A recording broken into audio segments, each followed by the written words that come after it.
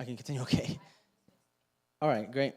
So far we're just in the introduction and the recap from last week, so they should be okay. Hopefully it'll mellow out now. So he worships for decades. He's isolated. He just says, you know what? I have nothing to do with this life stuff. I just want to worship Allah day in and day out. Can someone shut that mic? I caught it early this time. So proud of myself. It's usually 45 minutes in, and I no longer know what I'm saying, which is not a big gap from when I start. But thank you, Faris. You're the man. He worships for decades. He isolates himself. He has nothing to do with this life stuff. He just wants to hone in on worship and nothing else. And he does a pretty good job for decades.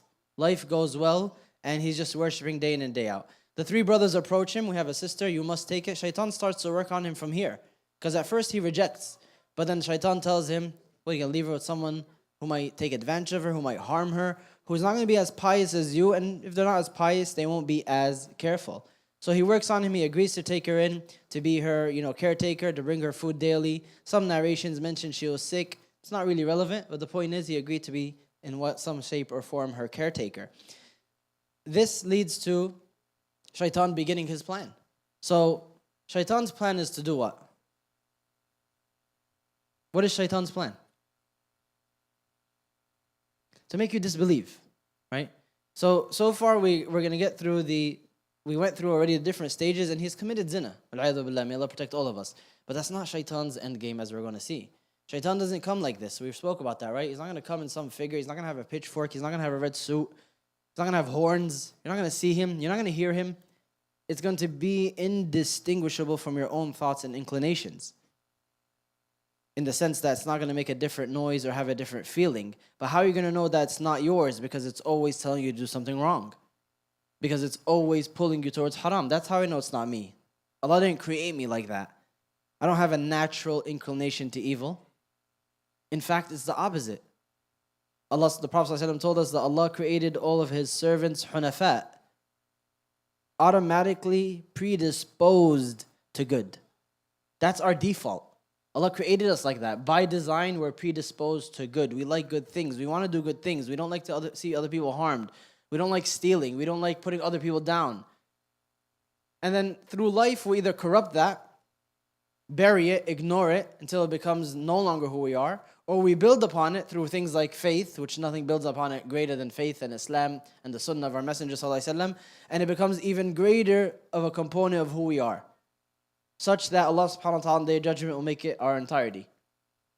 Salamun alaykum tibtum fadkhuluha khalidin. The angels will tell them, peace be upon you, you've been purified.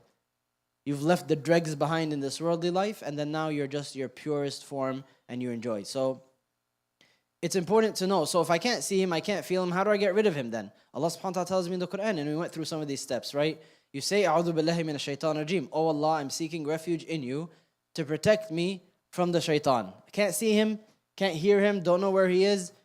Don't know if it's him in the flesh, Iblis, Satan himself, or it's his cronies. Not big enough for him to be bothering me. Maybe he has other projects. He sends one of his, I don't care. Either way, I don't see them. I don't know. None of it is relevant. What is relevant is I ask Allah to protect me because He sees them and He's able. And then He gave me tools that help me get rid of them. The Quran, dhikr, and then environments, good environments. These are not places where they have access to. In any case, Barsisa does none of that. Can somebody shut the door? And anyone who's near the door, just tell them to come in. I mean, maybe in 20 minutes I'll say that. Now my social meter of politeness is a little higher, Faris. It's on like 40%. When it hits 20, that's what I'll do. So Shaitan gets right to work, which is, how are you going to leave her all alone? No one checks on her, no one speaks to her. And he starts with these things that come at a distance. And he works on him gradually, like he said. They begin to speak to each other at a huge distance, looking ridiculous. And he uses that. That's the first step. Don't leave her unattended to. Then step 2 is you look ridiculous shouting from a far distance. Then step 3 is you're now alerting people to the fact that you're checking in on someone who has no one else. So go inside and no one will be alerted, and now you can check in on her. And then they spend longer times together. They eventually develop feelings for each other, and that leads straight to zina. It's not a long line, right? It's not a long sequence of events. And anyone who thinks otherwise is foolish. Allah subhanahu wa ta'ala tells us, أَلَا يَعْلَمُ مَنْ خَلَقَ وَهُوَ اللَّطِيفُ الْخَبِيرُ. Does He not know what He's creating? And He is the most intimately subtly acquainted with all details? That's who He is. And you think He doesn't know what He created? That all these rules are to hinder you or to police you or to put you down or to say that you're an animal. That's not why they're there. It's because by design, you're hardwired to make certain decisions, and that is how you were designed intentfully by Allah subhanahu wa ta'ala. And He told you this is the right way and this is the wrong way. This is what helps you, this is what harms you. This is what's good for you and others, and this is what's bad. Just like with everything else, just like with food and drink, just like with wealth. And if you consistently make those wrong choices, you suffer and everyone else suffers. That's the basic formula. You make the right choices, you extinguish these desires, and you search for halal outlets, food, drink, intimacy. Then you benefit, society benefits, and this is the purposeful design that you were created for. You try to deny these things altogether, what happens? You end up like Barsisa. Barsisa tried to deny it altogether. Not control it, not channel it into halal means. I'm going to get denied. I don't need men, women, family, food, drink, job, monastery, worship. Sounds good in face value. That's why when we started with that verse, that was a trap, right? وَمَا خَلَقْتُ الْجِنَّ وَالْإِنسَ لِيَعْبُدُونَ I did not create mankind or jinn except to worship me. The understanding of Barsisa of that verse was wrong. It's not what it means. And if you try to do that, that's not how you're designed. And so he fails, as we see. So the only way forward is to go by your design, according to the designer, and that will only ever result in the best configuration for you and everybody. And this story is learned the hard way by many people because they look at these rules and regulations. No man is alone with a non-mahram woman, but the shaitan is the third one present, as he said, sallallahu alaihi wasallam. They say, really? Like, it's my cousin. Wouldn't come near them with a 10-foot pole. This is not the place for your own personal analysis, how ugly your cousin is, how big their nose is. That's not what the discussion is. Right? It's not, Allah subhanahu wa ta'ala didn't say, don't stay in a room with somebody you find attractive. Prophet ﷺ said it very clearly. No man is alone with a non-mahram woman, except shaitan is the third one. They're not actually alone. There's a plot already being hatched by shaitan. Lowering the gaze, right? So what does it mean to lower the gaze? Number one is from things you're not supposed to look at. People's awrah. For a woman, that's everything besides the face and the hands. And for men, that's everything from between the navel or the shoulder and the knees. Those are not supposed to be seen by the opposite gender ever. Then anything besides that is lustful gazes. We don't check each other out. If you have feelings for somebody, you find someone attractive, there's a protocol for doing that. It's not haram. You're not sinful. You're not dirty. If there's a halal outlet, or outfit is fine, I guess. You could wear a halal outfit. But if it's a halal outlet, knock yourself out. You seek it, and it may work, it may not. Not guaranteed a happily ever after, and that's fine. It's called life. And if it doesn't work out, that's also called life. And you just move on. Try again. Someone else. And it's not sinful if you tried and it didn't work. But once you look at someone lustfully, you're checking them out. You're stealing glances when they pass by. You're looking at more than what you are default could look at when you speak to them. Then you are sinful. And you are now entering into your heart sickness. Because the eyes, the ears, the mouth, the stomach, these are all not just entry points into your body, but into your heart, your spiritual heart. You are what you eat. You ever hear that? So your spirit is similarly what you eat and what you look at and what you listen to and what you engage in.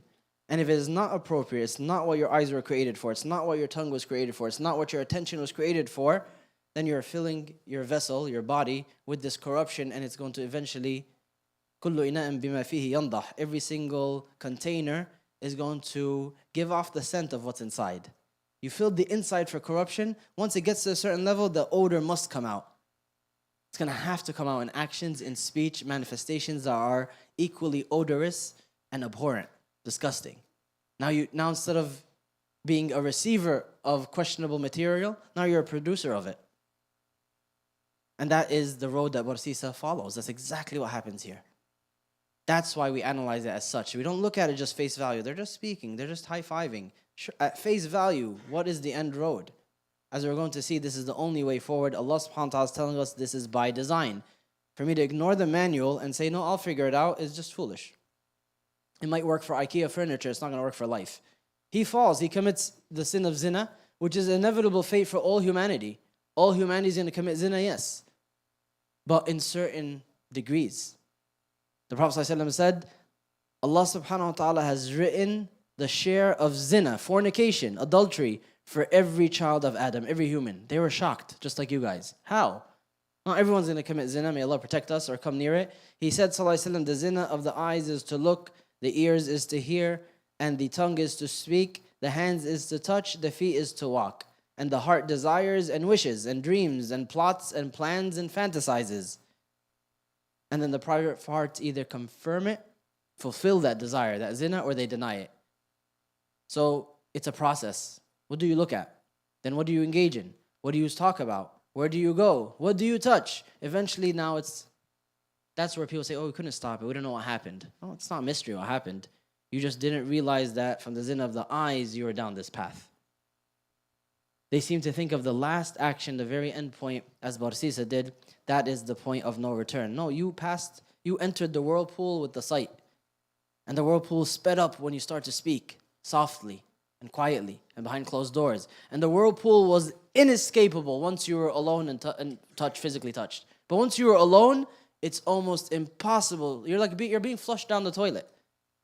You know that last portion, if you drop something in the toilet and you flush it, super valuable, you might reach for it. But there's one point where you just reach, don't reach, you're done, right? You could still see it, but you're not going to be fast enough. The whirlpool, that's it. That's exactly what's going on when people enter alone at that point. And if they're wise and had some resolve, they would catch themselves at where? At the thought, before the glance. And if the glance were to happen, they remember the words of their Messenger sallallahu alaihi wasallam, where he said, the first one is for you, and the last and everything after that is against you. It means the first one happens by chance, it's fine. Let me clarify that, because some people are like, oh, the first one's for me, let me lock in, glue my eyelids, and as long as I don't blink, that's not how it works. I wish I was kidding that people didn't really say that. Even at this point, Allah would have forgave Barsisa. He's not at the point of no return. He may have passed the point of no return for committing the sin. Doesn't mean there's no return with Allah. It just means you're physically, biologically hardwired to not be able to snap out of it. It's not possible. You are like that by design. Why would Allah subhanahu wa ta'ala make me by design unable to snap out of it? Because I'm not even supposed to be there in the first place.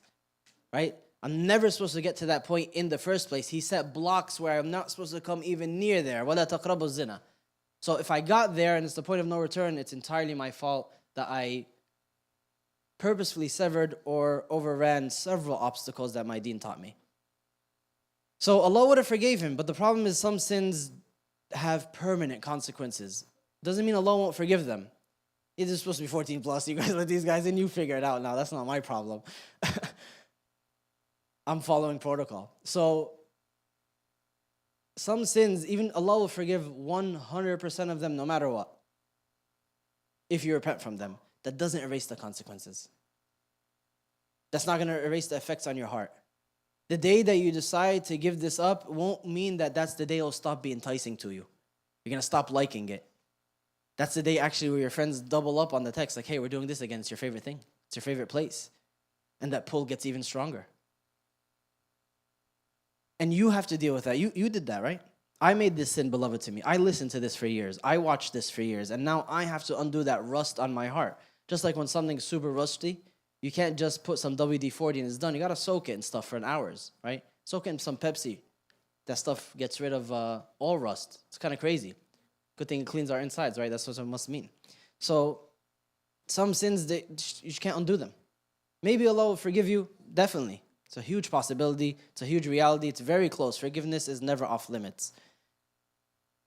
That doesn't magically wipe away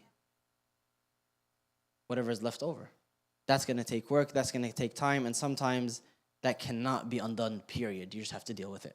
And that's what Barsisa has to face. So when this woman becomes pregnant, Shaitan comes to him and he says, Barsisa, the monk, the worshipper, with his monastery and his no job, day in and day out worshiping. Because people think it's going to come and say, oh, kill this woman. That's ridiculous. There's no Muslim who believes in Allah, who has an ounce of faith, who ever worshipped, who would ever entertain the thought of hurting someone in such a fashion, right? Far-fetched. The zina is not far-fetched because he was naive, he was foolish, he isolated himself, he tried to break the configuration which Allah created him, and it blew up in his face. And it was a very quote unquote natural course of things. Murder is not natural. But Shaitan's not going to come to him and say, hey, killer, you can't have this come out. He came to him and he said, Barsisa, the monk, the worshipper for 40, 60, 100 years, who's supposed to be the caretaker of this woman, has an illegitimate child. Has to now tell the town, has to explain it. What are you going to say? How are you going to explain it to her brothers? And that is how Shaitan wears you down. One sin always leads to another. When the brothers of Yusuf alayhi salam, they come and they say, when they're weeping, they say, oh, he got eaten by a wolf and it was such a tragedy and we went to race one another, and they lied. What did their father tell them? What was his response? He said, بَلْ سَوَّلَتْ لَكُمْ أَنفُسُكُمْ أَمْرًا. Yourselves, your souls, made something easy for you to do. What does that mean? He said, this isn't the first sin. You coming and lying and telling me Yusuf's gone, this isn't number one. You started with something that led you to this, because that's how your soul is. If you lie, you have to lie again to cover it up. If you steal, you have to put something to replace it. If you hurt somebody, now you have to set up all this system to make sure you come out okay, because that's what Shaitan starts telling you. How are you gonna explain this? Just set up another house of card of lies. Hurt this person too. Well, this person had it coming, and this person, you owe them that, and then it becomes easy. Because he convinced you that the hardest thing to do is to own up at that first moment, when in reality, if you owned up at that first moment, it was going to suck. It's not going to be fun. It was going to be very heavy. It's going to be very embarrassing. But now you have to own up to several things, and you will own up for all of them. Most likely here before there, but for sure there. And owning up for there is a lot worse in the hereafter. Because the Prophet ﷺ said, whoever stands in front of Allah and simply has to answer for their deeds, that's enough of a punishment. Because a lot of people end up skipping it in its entirety. May Allah SWT make us amongst them.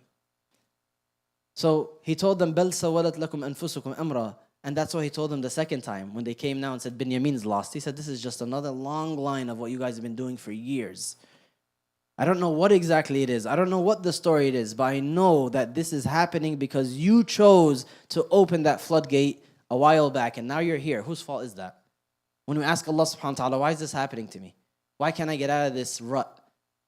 Why am I stuck like this? Whose fault is it? If we were truly to be honest with ourselves, if we were truly to be introspective. So he works on him. How long did it take? Again, just like the zina, we don't know. It doesn't matter. It probably took a while. But eventually he realized that everything Shaitan is saying is true. I can't own up to this. Also, this woman is on her own. Where's her family? They left her with me. Also, she was sick. She needed help. Also, back then, people die all the time. They've been gone for a long time now. So eventually this works. And he kills her. And the unborn child, or as it's born, he kills it. Whatever. There's two corpses. And he buries her. And he goes back to his worship as if nothing happened. And it's not that he's a psychopath. He probably felt guilty. He probably cried. He probably didn't know. But what could I do? Maybe that's what he told himself. At this point, what can I do? It's done. It's over. I explained it away to myself. I'll explain it away to them when they come. But at this point, what can I do? Shaitan loves that what can I do point. Because what can I do at every single point is the same answer. You turn back. You face up. You own up. But then it's just more of what can I do. And that's what بَلْ سَوَّلَتْ لَكُمْ أَنفُسُكُمْ أَمْرًا means. You open the floodgates. But if one sin leads to another, and that opens the floodgates, and that will just lead me to becoming worse and worse and worse. So how is tawbah possible? How is it possible to return back to Allah subhanahu wa ta'ala then? What's going on here, battery? I better finish quickly. If that's the system, then how do you turn back?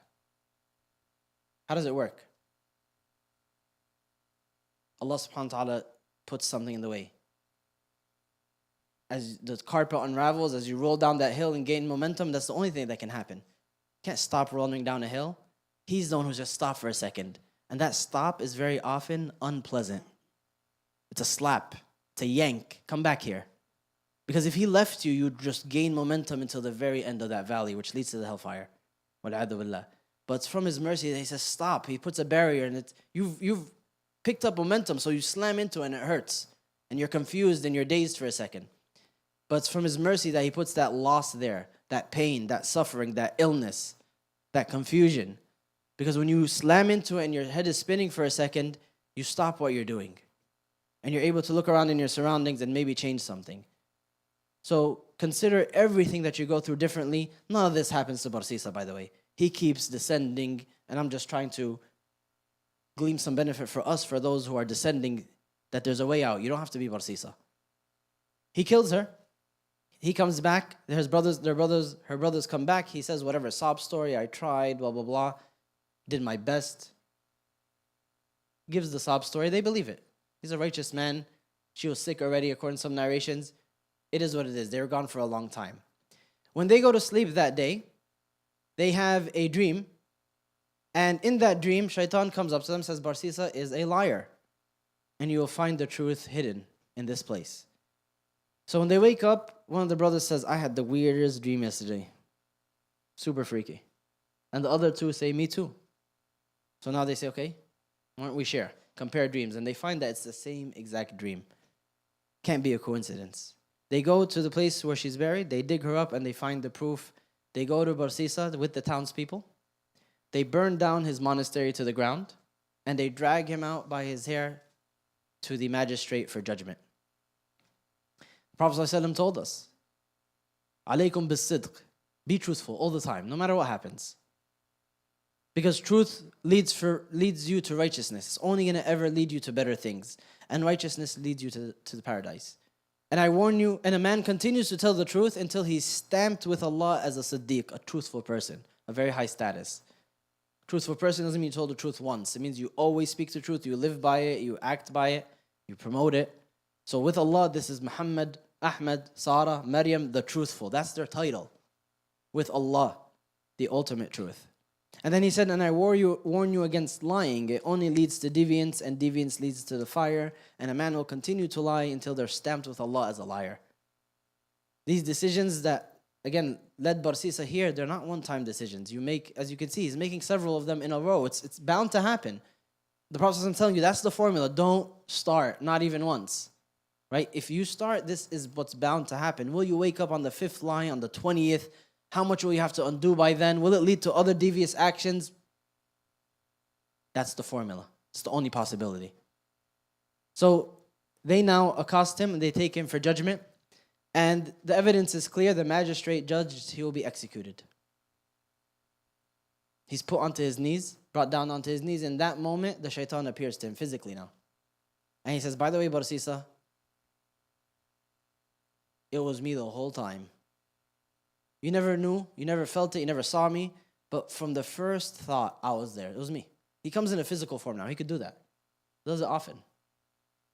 And he says, I was there the entire time. I orchestrated all of this until this very moment was my doing. And because it was my doing, I can undo it.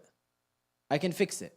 Someone might think this is so far-fetched, but that's how you unravel. بَلْ سَوَّلَتْ لَكُمْ أَنفُسُكُمْ. That's where it leads. This is Shaitan's plan. And relinquishing control, giving in to this point will lead to this. Can't imagine the pressure. About to face execution. His life is over. The most embarrassing. And then Shaitan physically appears and says, I can get you out of this. What do I have to do? Make sujood. Worship me. And I'll undo all of it. So Barsisa bows his head down to Shaitan. Says, just get me out of it, please. I can't take the embarrassment. I can't take this situation. This wasn't where I was supposed to be. Get me out of here. And he lifts his head and Shaitan is gone. And he's executed. And that's the end of his life. That's the end of Barsisa's story. And it's referenced in the verse in Surah Al-Hashr where Allah subhanahu wa ta'ala says, كَمَثَلِ الشَّيْطَانِ إِذْ قَالَ لِلْإِنسَانِ اكْفُرْ فَلَمَّا كَفَرَ قَالَ إِنِّي بَرِيءٌ مِنْكَ إِنِّي أَخَافُ اللَّهَ رَبَّ الْعَالَمِينَ. Just like Shaitan, when he's talking about the example of the hypocrites and those who switch sides, those who pretend faith or promote faith while actually trying to subvert it, he says that's similar to the example of the Shaitan who says to man, do not believe or disbelieve, but when man follows that command and disbelieves, he says, I disown you, I fear Allah, the Lord of the worlds, I have nothing to do with this. Never mind. That was you. I didn't do anything. I just gave some ideas and you did it. It's your fault. Allah subhanahu wa ta'ala says, فَكَانَ عَاقِبَتَهُمَا أَنَّهُمَا فِي النَّارِ. They're both in the hellfire. There to remain, that is the reward of the evildoers. So this is the end of Barsisa's story. And Allah subhanahu wa ta'ala says, إِنَّ اللَّهَ لَا يَغْفِرُ أَن يُشْرَكَ بِهِ وَيَغْفِرُ مَا دُونَ ذَلِكَ لِمَنْ يَشَاءُ. Allah does not forgive if you join partners with Him. Associating partners with Allah is the only unforgivable sin, should the person die upon it. In this lifetime, while you're still breathing, there's no unforgivable sin. It doesn't exist. There's literally no unforgivable sin. There's no situation where a living person is written off while they're still alive by other humans.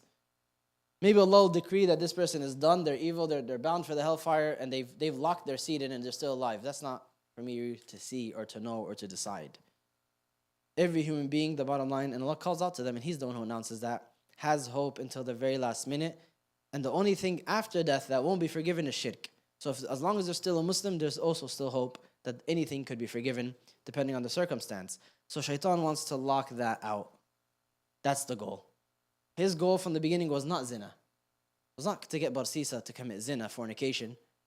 Barsisa bounced back from that, didn't he? He went back to his monastery and he worshipped harder than ever. But then he knew that there would be another opportunity through this act that would enable him to get to that shirk, that associating partners with Allah, that locks the person away from the mercy of Allah subhanahu wa ta'ala. And also in this world, even while they're alive, it makes an intense barrier that's very difficult to overcome. The barrier of sin is difficult to overcome. The barrier of carelessness is difficult, laziness is difficult to overcome, but they're in levels, aren't they?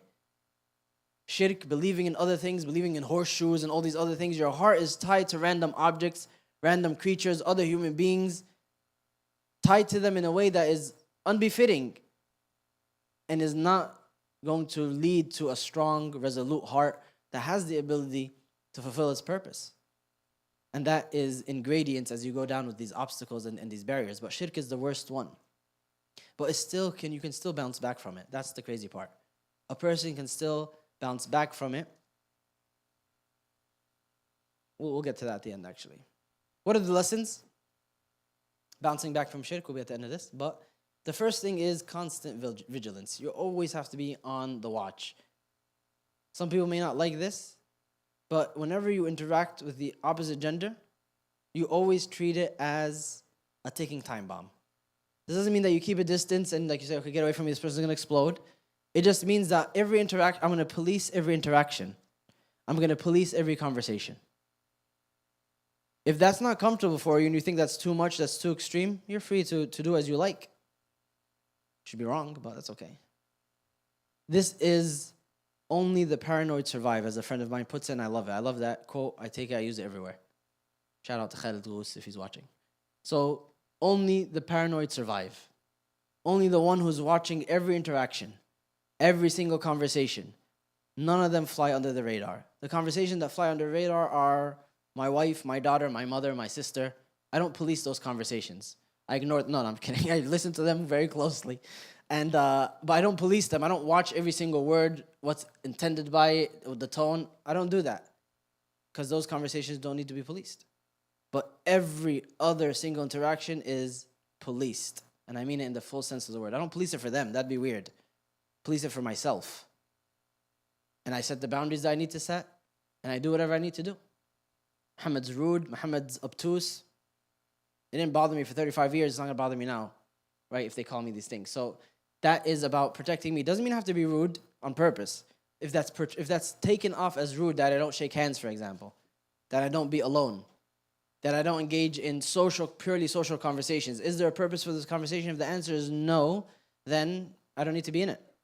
If that is seen as rude or obtuse, then I'll take it. But it doesn't mean I'd be purposely rude or obtuse, right, or inconsiderate. No, Islam doesn't call for that at all. But if these things, because they don't match what everyone else does, are viewed as such, it's not my problem. This is the only way that I'm going to survive this. I'm a human being like everybody else. To consider myself above this or no, this doesn't apply to me, that's exactly putting myself in Barsisa's shoes. Number 2 is shaitan never comes with kill this person, commit zina, take this, smoke that right away. It's gradual. He knows that you are a human being with a predisposition for purity. Allah made you like that. That's the beauty. He made you automatically inclined for purity and righteousness and compatible with Islam at your base. But that gets corrupted over time. And it gets corrupted over small steps. Over small steps. The first time someone sees something that's inappropriate, your heart feels it. Feels the dirt. Feels this is wrong. No one needs to say anything. And that disappears very quickly in this society as people shove it in your face and show you everything. So that is your job to stop the small compromises from the beginning and set yourself up with barriers for wherever you are in that stage. Recognize it. Seeking constant refuge.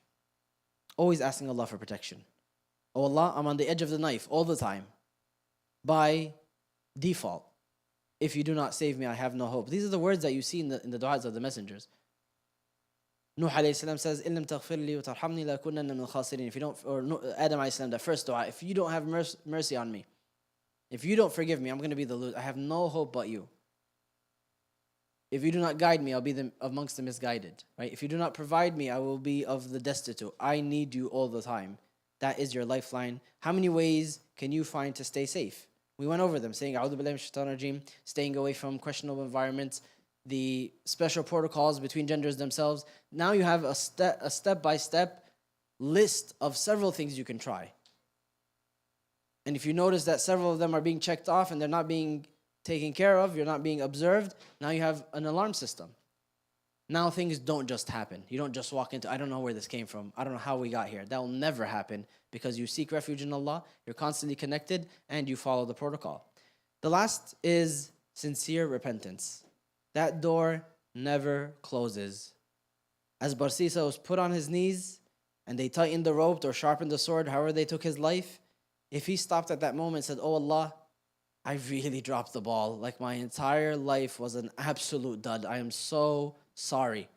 And then the knife fell and he died, he would have been good. The Prophet ﷺ said, إِنَّ اللَّهَ يَقْبَلُ تَوْبَةَ الْعَبْدِ مَا لَمْ يُغَرْغِرْ.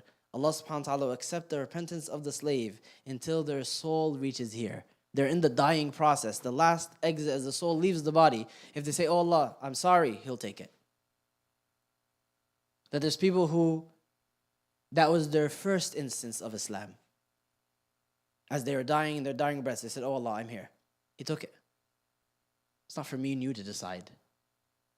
It's not for me and you to say if that's fair or not. He knows the entire situation of this person, their life trajectory, how it led here, how it's fair. He's not going to be unfair. He's the most just.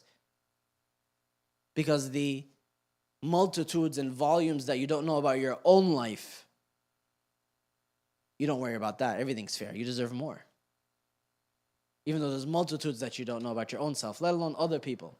So he decides, and the sincere repentance is always open. Never write yourself off. To that kid who said, no, Shaykh, you're wrong. I've done too much, which is a weird conversation because he was 12. This is for you, however old you are now. He's probably like 30. It's a long time ago. It was such a weird, we were doing this story, but on a much smaller version. It's like 10, 11-year-olds, 12-year-olds. And halfway through the story, when I said, even Allah would have forgiven him no matter what, some kid was like, no, not me. He was, no, it's not. He's like 11 years old. It's not cute. It's like, usually when people say that, I say, I don't want to know what you did. Allah will forgive you. This kid, I was like, no, lay it on me, kid. Let me hear it. I really want to know what makes you think that at 11, but I don't remember what he said. Tawbah is open for everybody and it has the same exact steps. What are they? Step number 1. If I want to come back to Allah, how do I make that U-turn? Stop. Stop it right now. You can't be engaged in the sin and planning to do it tomorrow and then next week and say, oh Allah, forgive me. You could still say that, but it's just not going to fit the system of forgiveness. The system of forgiveness is, oh Allah, I'm regretful. I won't do it again. So it has to begin with stopping, because regret and not doing it again can't be possible while you're constantly engaged, active in the action. And those are steps 2 and 3. Regret and don't do it again. What happens if I do it again? Start at step 1. That's it. Will Allah forgive me for the 40 times that I started at step 1? Yes, He will. Will He give me for the 100 times? Yes, He will. If a million, a billion? Yes, He will. How many times can you do this process before it runs out? If you're alive, there's no number. You could do it several times a day. Commit that same sin and feel regret and say, oh Allah, never again, but it happens again by nightfall. And again before Fajr the next day. But if you return to this process, you resume beseeching Him for forgiveness and you're sincere, doesn't matter. There's no limit. That's only with Allah. That's the sweetest deal you'll ever get with anything in your existence. Stop it immediately. Regret that you did it. Pledge never to return to it to the best of your ability. It's that simple. He'll forgive you. And then if it concerns anybody else's dues, you give back those dues. You took their money, you hurt their feelings, you should provide restitution. So Allah subhanahu wa ta'ala would have forgiven Barsisa had he just simply done that, even if the physical repercussions could not be undone. What about his illegitimate child? What about what's going to happen? There's tons of problems. I'm not going to say it's... Tawbah doesn't erase those problems. It erases the sin. What's he going to do is next? That's his problem. Right? It wouldn't have been an easy fix, but it doesn't matter because you earned the bigger, you solved the bigger problem, which is forgiveness for this sin. Now, because you made a mess of things, you'll have to just figure that out. So the lesson here as well is make tawbah early before sins have irreversible consequences. The last one that we just mentioned, so I won't go over again, is the dangers of lust. That this is something that we are made by design to have. It's not a deficiency. It is not sinful in its nature. Even if there's attraction to other people, that's just called being a normal human being. But you have to properly channel it as Allah subhanahu wa ta'ala taught you. That's all there is. Channel it through the proper outlets. That's all.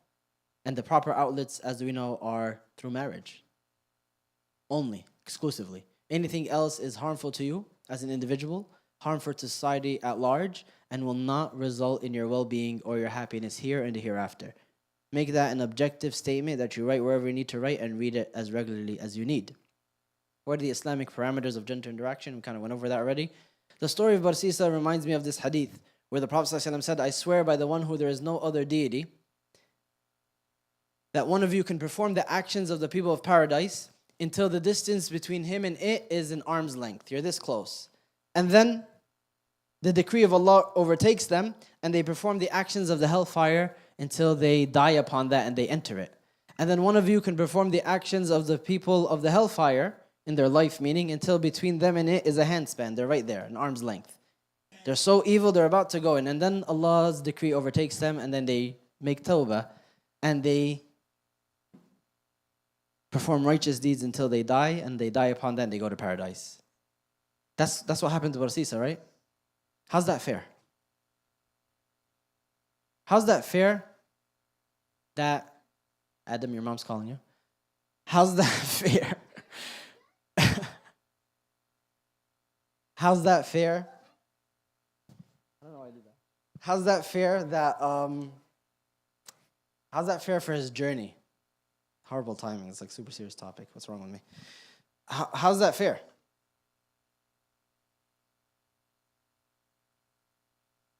I can do the actions of the people of Jannah till I'm right there, and then it just flips. And someone else could spend their whole life till they're right there, and then it flips. How's that fair? There's a lot of people in the crowd who are saying, okay, so I'm good. Thank you, Muhammad. Yes? It doesn't just happen. We just went over it.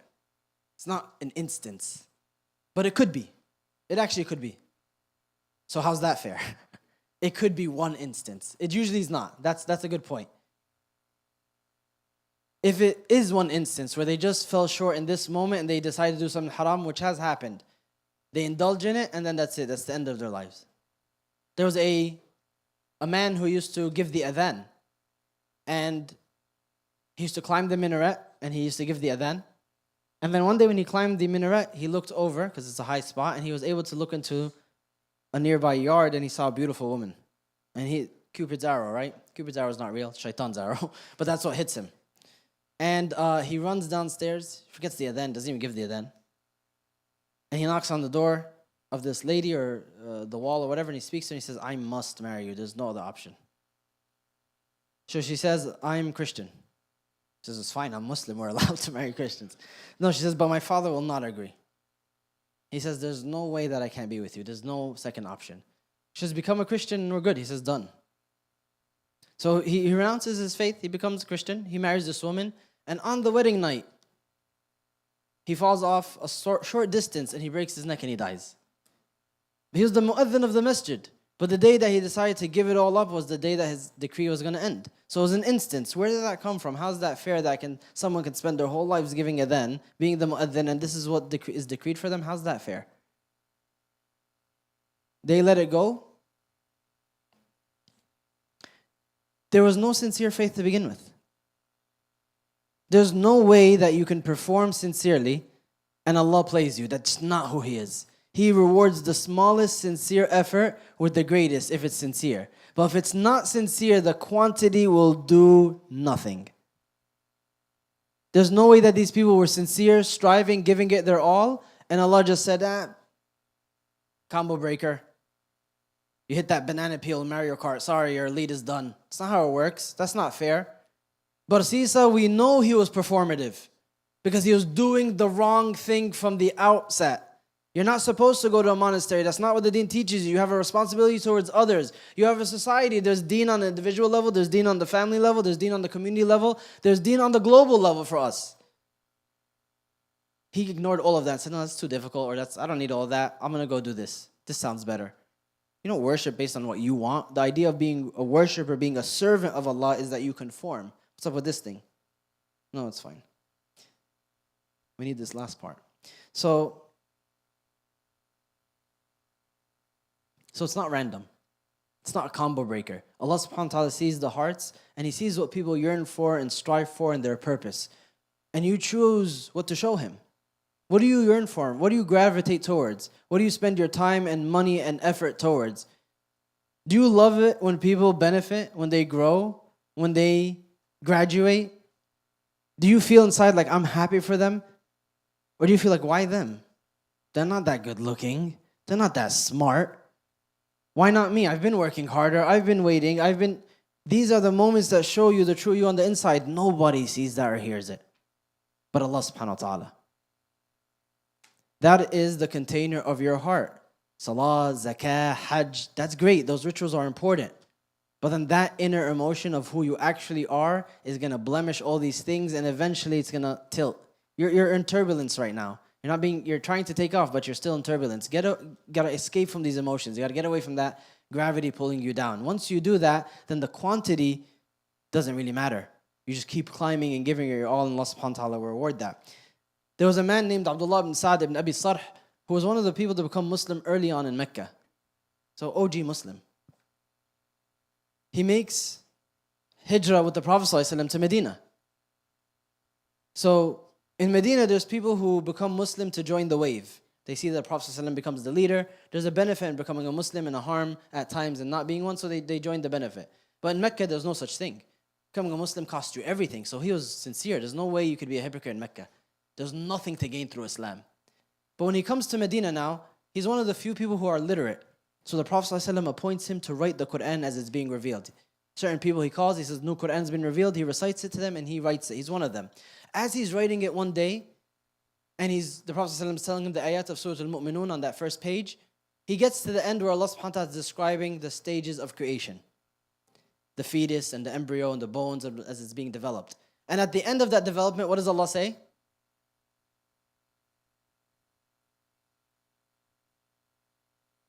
Somebody. Look, you're thinking, you got it. There you go, just take some time. فَتَبَارَكَ اللَّهُ أَحْسَنُ الْخَالِقِينَ. After detailing the creation and its stages and its magnificence, Allah subhanahu wa ta'ala says, so blessed and full of blessings and might is Allah, the best of all creators. That's the conclusion for the embryonic stages of development as Allah describes it. Before the Prophet ﷺ tells him that, he says it.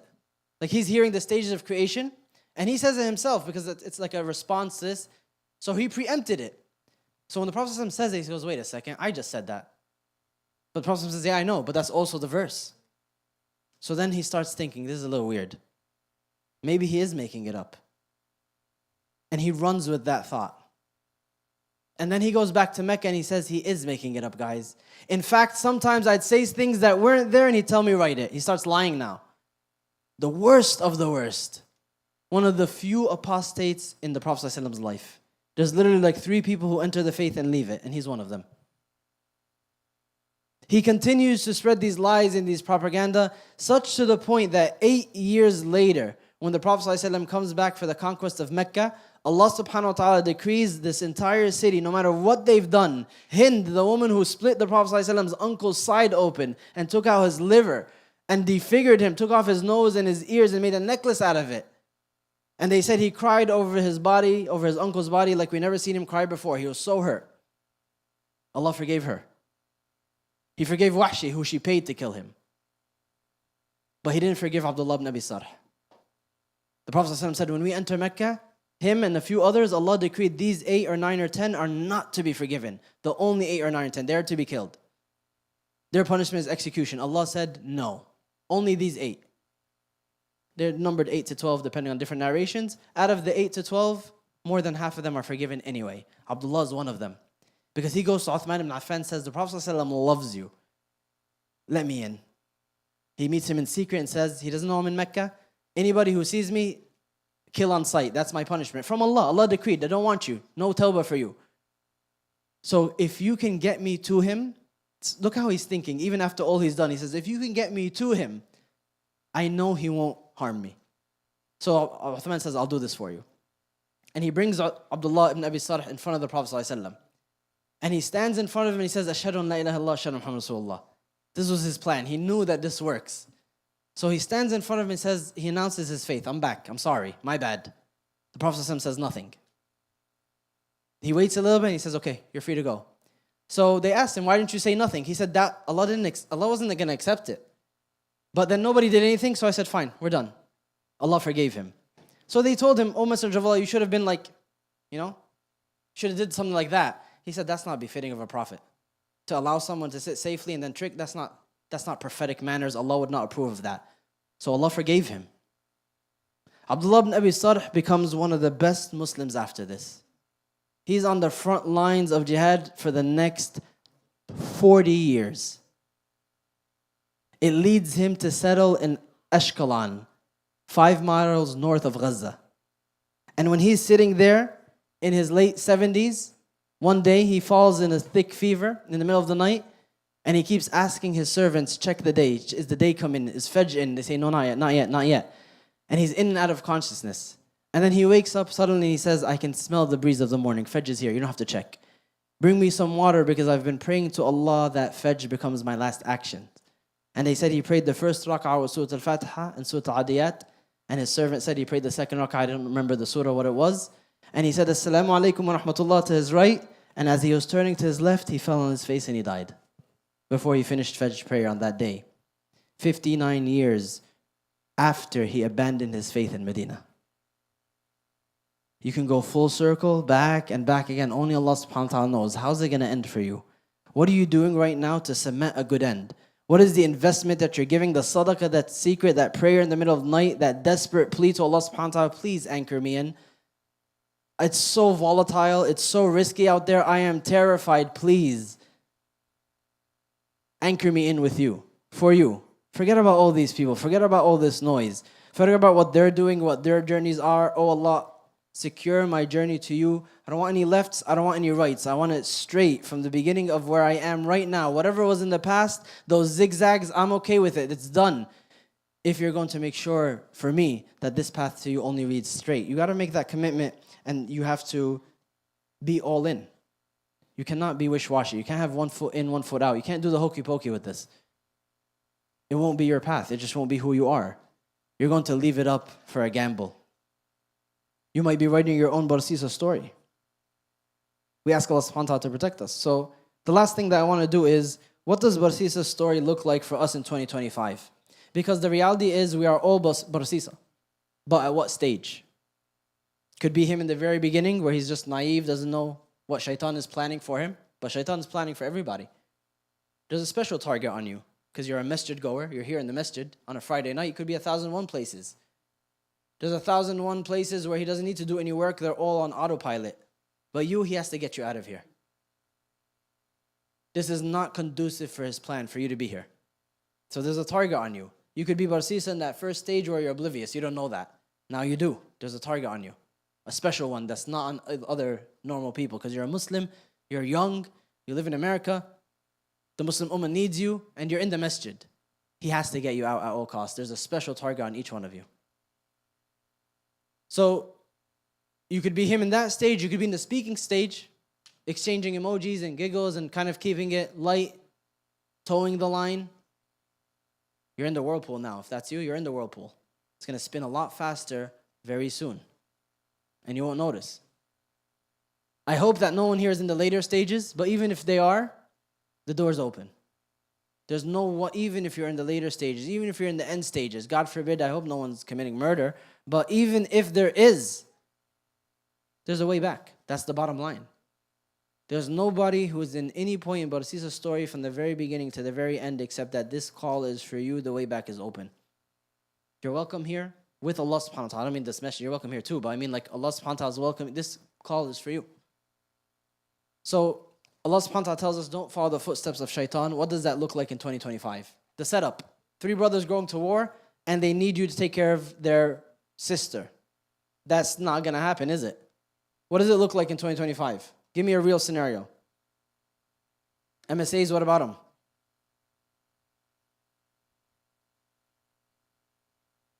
Okay, so there's an e-board meeting in your MSA and you show up and there's only one other sister or one other brother. Not just you guys in the meeting. Everyone else is a dud or they're doing whatever, studying for exams, or they went to the Desi club upstairs because it was funner. Whatever. So what are you going to do now? So this is the setup where you didn't choose it and it's happening. What can you do? What are your options? Get out of the room, so you just walk in, walk back out, right? Return to sender. That's the fastest, I guess. I won't say no. I will ask for other options. Yes, sister? Leave the door open. So that's not, you have someone thought of something else. Continue the meeting and leave the door open. Does that solve the problem always? That could eliminate it being haram. On the condition of what? This being a common area. People will come and go regularly. Because if I go to room number, 205 in the library that's all the way in the corner that no one knows and has clear glass windows, and I open all the doors, but nobody passes in this section of the library for hours, that doesn't count. So it's automatically haram when no one can hear you and see you at once. Eliminating one may make it not haram for the time being. It doesn't make it safe. That's an important distinction we have to make. So having a third person present is not always automatic also, because this third person might not be even listening. They may have their headphones on. Okay, you guys rock, I'll do something else. These are all problems. It's the only difference is when we're alone, male and female, no one can hear us or see us. Just by virtue of this gathering existing, it's haram or sinful. That's the main difference. Not that as soon as we add one person or open the door, it's automatically safe. It may not no longer be haram, doesn't mean it's safe. But then that's one option to lighten it. So one option is you could just walk out straight. You could open the door. Any other suggestions? This could have been an email, man. I've been saying that my whole life. No one's listening. Change the spot. Let's go to a different room, different area, more open.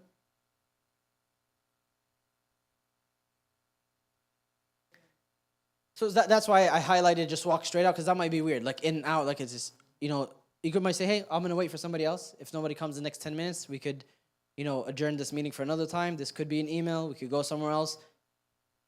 Shaitan's going to come and say, don't be a weirdo. Don't be an extremist. You're making it weird. Before this was completely normal. Now he or she's going to look at you that way and think you're thinking like that. Noise. This is all shaitan trying to get you to step inside the room so he can go to step number 2. Shaitan is not always a thought, is not always a jinn. It could be your friend sitting next to you. Yeah, they could be a shaitan, sorry. Don't look at the guy next to you, bro. What's wrong with you? That's not what I meant. You're good, Adam. He's tripping. So, it could be your friend saying, like, this wasn't weird till you did that. Stop it. No. Tell him, shut up. No, you don't have to say that. We could tell him, get out of here. You're wrong, 100%. How much is shaitan paying you right now? If nothing, then you're doing his job for free. You are in super loser status. Like, stop it. This is where I say, is it rude to you? Is it weird? Is it uncomfortable? That's a you problem. This is my deen. This is only the paranoid survive. So, what it doesn't call for is, like you said, Dunya, which is you don't have to walk out the room right off. If you do that to protect yourself, I wouldn't say you're wrong. I would just say that might create an atmosphere that doesn't need to be created, which is awkward or uncomfortable for some people. I don't think it may be in all situations, but then you could just say, hey, I'll be back, or we'll see if anyone else comes. Explaining it is helpful. Not that necessarily it'll automatically be awkward if you walk in and out. It could be. So the setup will most likely not be what we heard. It could be another situation. Hey, we all have rides except this one person. Can you take them? It's a 40-minute ride or a 30-minute ride, and you're going to be alone for these 20, 30 minutes now. Whose fault is it that this person doesn't have a ride? I mean, I don't know, but I'm trying to say it's not your responsibility. It's not your responsibility to handle it immediately. You guys are a very interesting bunch. It's someone's fault, but it's not your responsibility to make sure this person gets there. Your responsibility is you, and that might be in jeopardy by this setting. Is it automatically haram? Like I said, that's not always the conversation. Because even if people can see us and we can't do anything while we're driving, that's not always the parameter. We're going to be alone for 40 solid minutes having what? Conversation about the weather? It's opportunities that, like I said, only the paranoid survive, and the paranoid don't want to do something like this. Only the foolish would do something like this. Small compromises, what do they look like? Instead of speaking and getting so he started speaking to her from the roof like a moron, then at the door, then he came in. What would that look like, the small compromises today? So shaking hands, right? Just a handshake, it's just a high five, relax. If you don't hug, can you high five? Well, I guess high five works. It's less intimate than a hug, right? Some people think like that. This is the physical touch is a barrier. And, even since, a lot of these accusations and stuff came out in recent time, they've passed protocol in some companies, no more handshakes. And third person present. Talk about creeping Sharia law, right? They don't even know it. That's the funny part. So they passed these rules in some companies that in certain meetings there has to be a third person present if there's the opposite gender, and they will even stop shaking hands. Of course, COVID gave that a good boost, but they kept it as official protocol post-COVID in some companies because they realized this is better. But you tell them that Allah said this, the Prophet ﷺ said this, they say, I don't need no archaic religion to tell me how to feel. I'm not an animal. So you say. So what would this look like, the small compromises? Anything else? Huh? So handshake, don't be weird. He, she's your cousin. Huh? What's that? Oh, DM. Oh. You said it like one word, so I didn't catch it. So it could be a private message that is unnecessary. That is now starting a process. It's opening a door. So when you're purposeful with these things, you achieve the purpose and you're done. When you're not purposeful, it's open field. What are we going to talk about? For how long? What are we going to talk about and for how long? If that's not predetermined, most likely you're stepping in it. If it's predetermined, then once these two are achieved, see you next time. See you next fall, see you next week, see you next whenever we need to do whatever we need to do. So these are important things to think about because your story is not going to be Barsisa's exact story, but it will be Barsisa's exact story if you're not careful. What does the revelation look like? For Barsisa, it was a shared dream between the brothers and they go uncover a corpse. What would it look like in today's world? Yes, ma'am? Can't see your hands if you're raising it behind the divider, but thank you for letting me know that there's someone there. You gotta say her notes. Why'd you do that? Yeah, if someone wanted to share something, raising a hand? Okay, what do you guys want me to do? I don't understand. Oh, so she have a question? Why is everyone speaking but her? What's going on here? She got shy? All right, my bad. So why is everyone blowing up her spot? Like, I didn't bother her. You guys are weird. What does the revelation look like instead of a shared dream? Talk about making comfortable for everybody, yeah. This one person, WhatsApp. Yeah, it's that simple. You told that person who wouldn't tell anybody, good job. You shared photos. One of the stupidest things you can do. Listen very carefully. There's no situation in existence where you share photos with anybody. They're already public photos. They're on my Facebook. That doesn't matter. You don't send photos to anybody. That's a rule of your life. You violated that already? Welcome to the age of the internet. That is 100% irrevocable. You have no idea where those photos are. And you will never till the day of judgment. This is the one warning you're going to get. So these are revelations now that are going to happen Barsisa style. What do I mean Barsisa style? Because when God forbid these revelations happen, it's very hard to bounce back. Emotionally, you melt, and that leads to the unraveling. Shaitan swoops right in, says, this was my plan. He knows. He's done it to Barsisa. He's done it to our father Adam. He's done it over and over again. The unraveling happens after the revelation, after the expose. You're primed for it now. You're ready to be unraveled. And when you get unraveled, it's not to commit zina a second time, God forbid. It is now to a worse direction. What does the unraveling look like? For Barsisa, it was making sujood before his execution. What would it look like in 2025? How do you get unraveled here?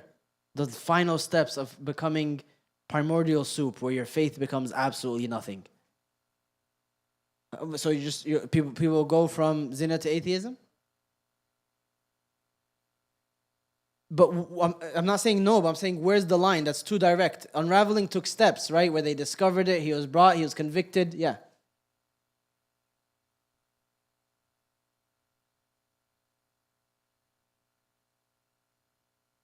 So but that it's not as direct. It usually happens in the revelation, the expose. I can't go home like this. I can't go back to my community like this. I must leave. That's usually how it happens. If they don't kick you out already. Because the community and family is very often unforgiving. Allah is always forgiving. Your family, your community, not so much.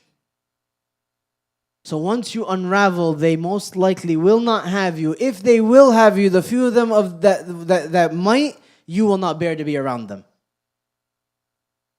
And there's always a setting that will accept you with open arms. Unfortunately, it's not the religious one. I'm going to be honest. It's not the masjid. We try. I try.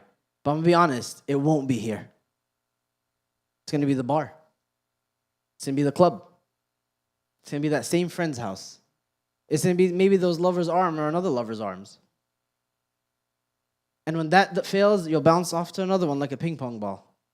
But you will never feel, because Shaitan made sure of that through these steps. These are plans. These are not AI generated. They're Shaitan generated. He knows that it's very hard for you to get out of this space. And so he's going to capitalize on it, and you'll feel like you're going to never come back. And eventually, maybe you can't. So Allah subhanahu wa ta'ala warns us. These are the steps. What step are you in? What steps have you experienced? What notes can you take? Only the paranoid survive. That you latch on to Allah subhanahu wa ta'ala. You're hyper aware. You're always analyzing. You're always backtracking. You're always making U-turns. And that's fine. That's by design. What should have Barsisa have done? The final thing I'll ask you.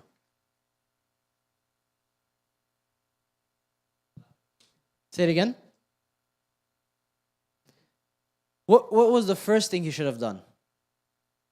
Never accepted the proposal. Where's our sister going to go? She's going to die. I'm not a doctor. Is Barsisa a doctor? Is he a caretaker? He's a monk. He doesn't even pay for his own stuff. How's he going to feed this woman? Where are we going to take her? Sometimes that's just not my problem. And that's not rude. That's knowing your limit. After that point, what should he have done? So, Atiq, you said he should have made istighfar. But, Or marry her? I mean, not necessarily the first solution I'd come up with, but I guess it could work. It depends on so many things, but difference of opinion in fiqh as well, but we're not going to get there. But the point is, he made istighfar, but what is he going to do with the child? What is he going to do with the situation? Istighfar is not going to erase it. So what could he have done? Yeah, Muhammad. Just ran away? Okay, no. Just no. Yeah, Adam. Huh?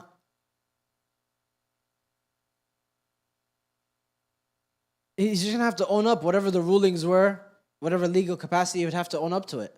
Embarrassed, lose his status in society, have to take care of an illegitimate child, have to take care of whatever expenses, whatever was I don't know what was associated with that. I didn't look into the rulings. You just have to own up to it. Own up to the shame. Own up to the responsibility. Too bad. Allah will forgive the sin, but the physical responsibility is in this dunya. And if that meant taking care of this child, that meant going to the magistrate and getting things done officially in front of everybody, if that meant getting married, if that was a feasible solution, if that meant getting executed at that point, own up to the mistake. What was the point of no return? Yeah. No. When he made sujood to shaitan was not the point of no return. Yeah, Abu Bakr.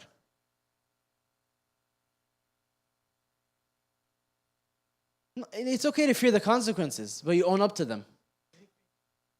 No, that wasn't the point of no return. So Ma'az and the woman from the Ghamidi tribe, they committed zina. They came to the Prophet ﷺ. He enacted the punishment on it when they insisted and refused to be turned away. And he said they were forgiven. They're people of Jannah. So they owned up to the consequences. And they were forgiven and they're heroes. And not a single one of us matches any of them. Ma'az or the Ghamidi woman. Because not a single one in this room can guarantee for themselves forgiveness or paradise, even if they didn't commit the zina that they committed.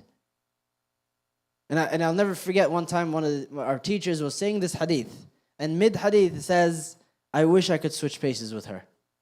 With the Ghamidi woman. It was a shock to hear that.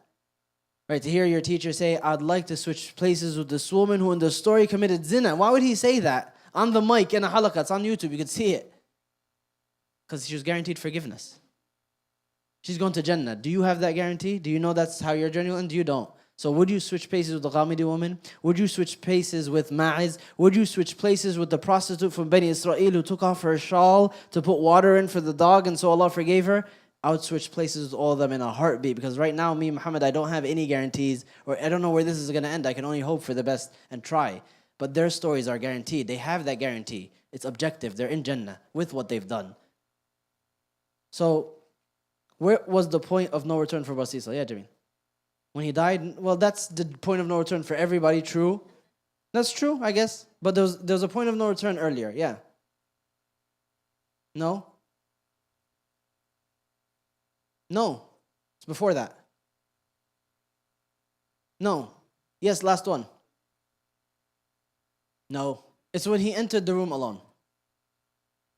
Because of what I told you earlier. Not that it's intrinsically the point of no return. That is when he died, right? Or when he lost hope. Even when he lost hope, he can come back. When he died is the actual point of no return. But why I say when he entered the room alone? Because that's when all obstacles are gone and he starts swirling. That's when the toilet was flushed. So you can't get out of that swirl. It's a very difficult process. And then it just leads to worse things. So keeping yourself out of the swirl from the very beginning is the best you can do. After that, it could be very likely, realistically speaking, practically speaking, that's why I'm saying it, practically speaking, not with Allah, not with your tawbah. Practically speaking, that is the point of no return. You're not going to get out of that. You're not going to snap out of it. Very few people do. It is not normal. It's by design to unravel at that point. Questions, comments, concerns? We have a Slido. A little late to share the number, I apologize. But if you want to ask questions live, feel free. If not, the code is 238-7988. 238-7988. Slido 238-7988. For asking questions. Yes, Dunya.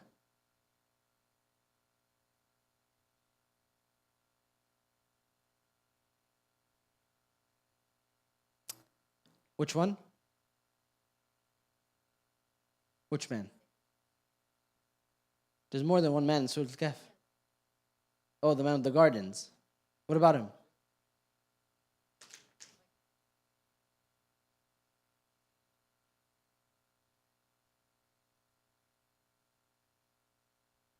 So it's not impossible. So it's the man for, there's one example is the man who, there's Yusuf alayhi salam is one example, of course. Another example is the man in the three men who are trapped in a cave. So that's probably where we got Kahf from. The three men trapped in a cave. It's not from Surah Al-Kahf, but it is three men who are trapped in a cave. And each one of them makes dua to get saved. And one of them, he was at that point and he snapped out of it. He's a superhero. He's not a normal person. Normal people, that's very difficult to do. Not impossible, just very difficult. Yes, sir.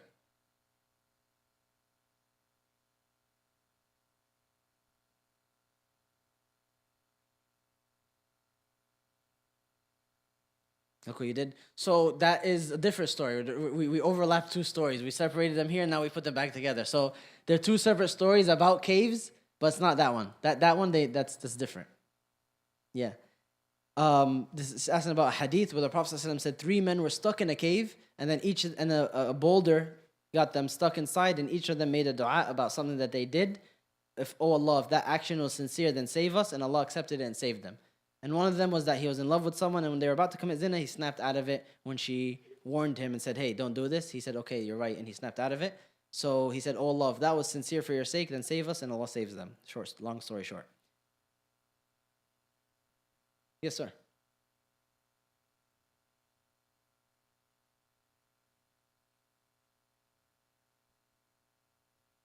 That's one instance, yeah.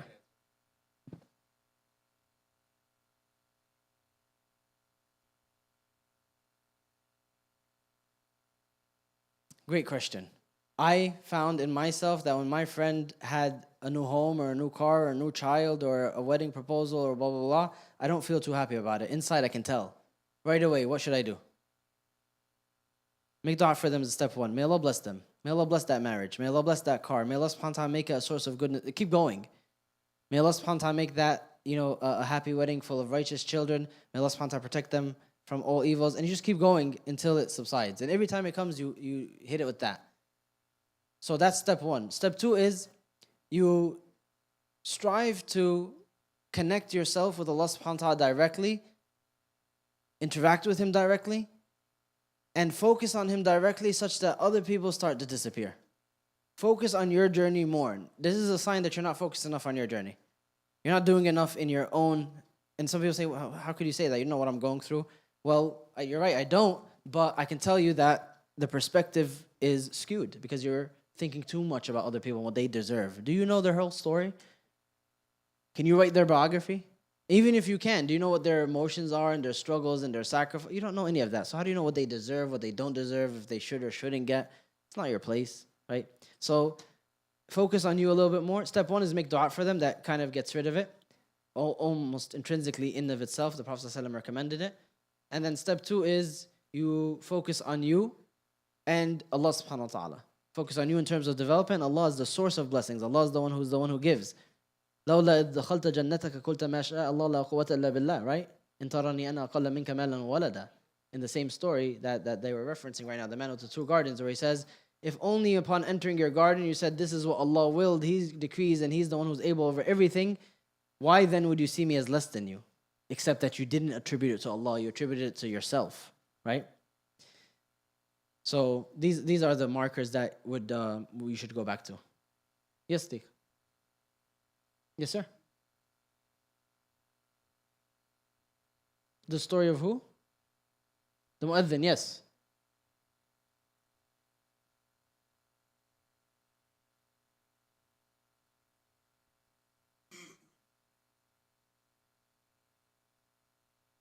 I have no idea about him. The story begins and ends as I told it to you. It's a very short story that Ibn Kathir mentions in one of the chapters on actually, I don't even remember where it is.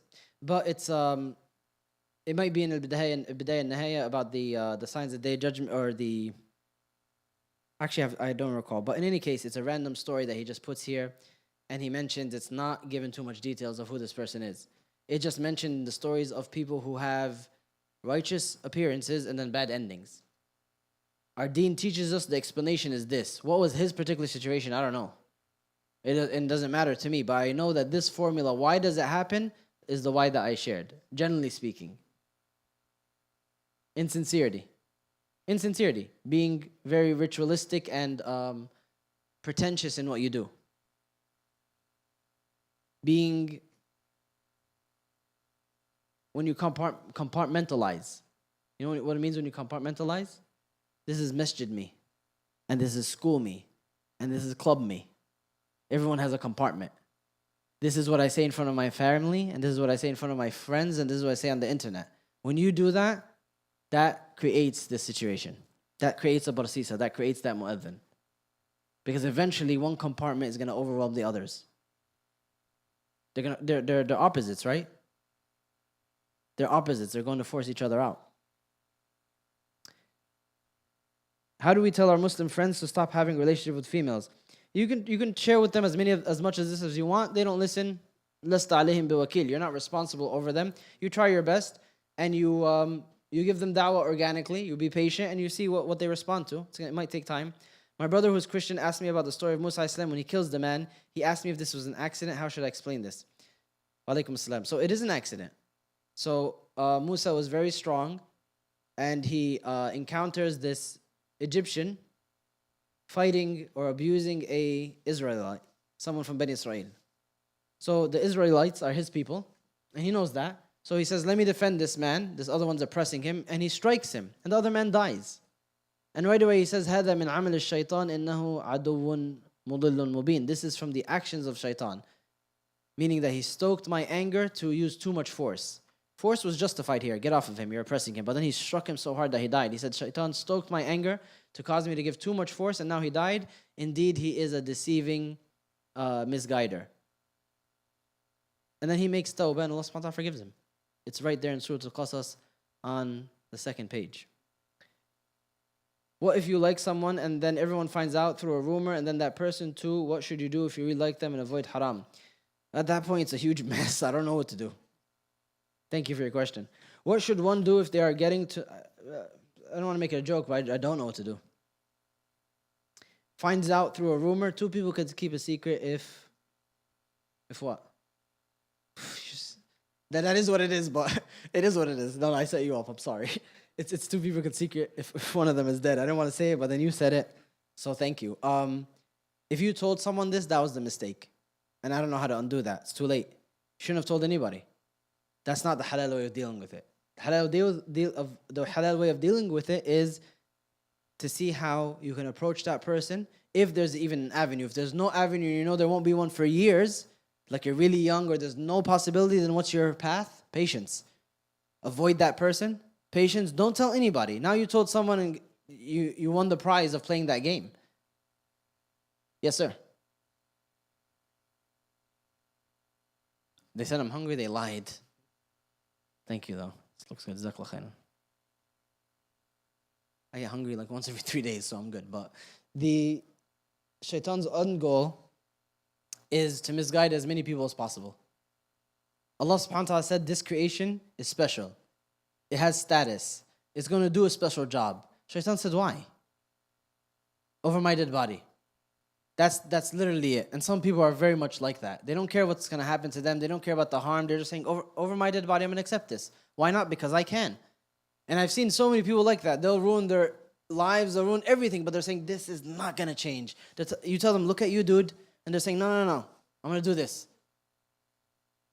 It comes from shaitan. So shaitan's saying, children of Adam are creations that are getting honored. Why? There's angels, there's jinn. Why do you need another one?